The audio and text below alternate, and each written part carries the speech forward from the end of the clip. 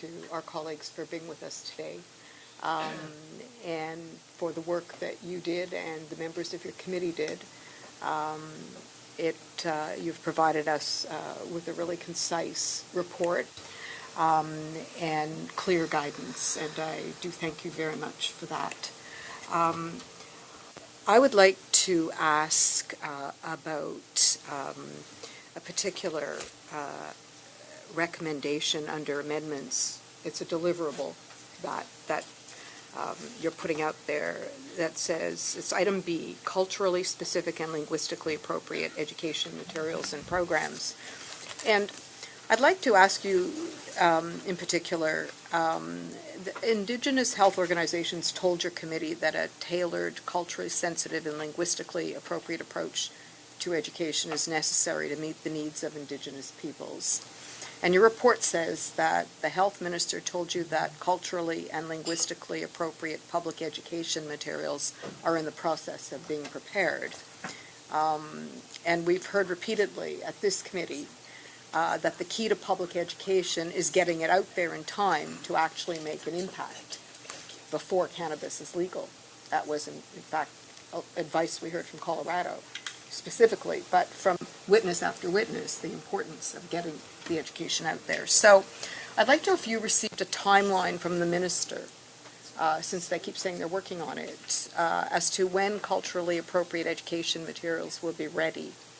And are you concerned that Indigenous youth will receive less education before legalization, despite being particularly vulnerable to the harms? Yes, I'll start. Thank you for the question. We did not receive a timeline from the minister on when those things would be accomplished. We understand that the discussions are underway, but we don't actually know when that's going to be concluded. We didn't receive that kind of information. And with regard to the youth, of course, that was brought up by several witnesses because, as everyone knows now, the Aboriginal population is a very young population. More than 50% of the population is under the age of 25. So there's worry about the adverse effects of recreational use on that population. Anyone else? Okay. Thank you, Senator. And I didn't hear a timeline either from Minister Taylor either. But I certainly appreciate and support your comments that there's a desperate need for effective public education materials. In Canada, we have over 50 Indigenous linguistic groups. It's going to take time to be able to develop materials in those linguistic categories, and it's going to take time to distribute those materials. So that was one of the reasons that we put forward that we needed at least up to 1 year so that these materials can be developed, can be accepted, and of course be brought out to the communities. And time for education. You know, it's not just producing the materials, right? It's getting the materials out there on the ground and actually having the time for the education. I would presume that's, yeah. Senator, anything else? No? Okay. That's it? I want to inject one question that rises out of this. And that is, you know, we're trying to make this a health matter instead of a criminalization matter. And right now, there are a lot of people in the Indigenous communities who are being criminalized. What kind of an impact is it going to be if the law is passed but not proclaimed, which means the media will say it's now legal, it's now legal. And all of a sudden, but it's not. Is it still going to be implemented? Are people still going to be criminalized in that in-between period? Because the old law is still in effect. What about that hiatus there? Well, we're hoping, of course, that the hiatus isn't too long. Up to a year.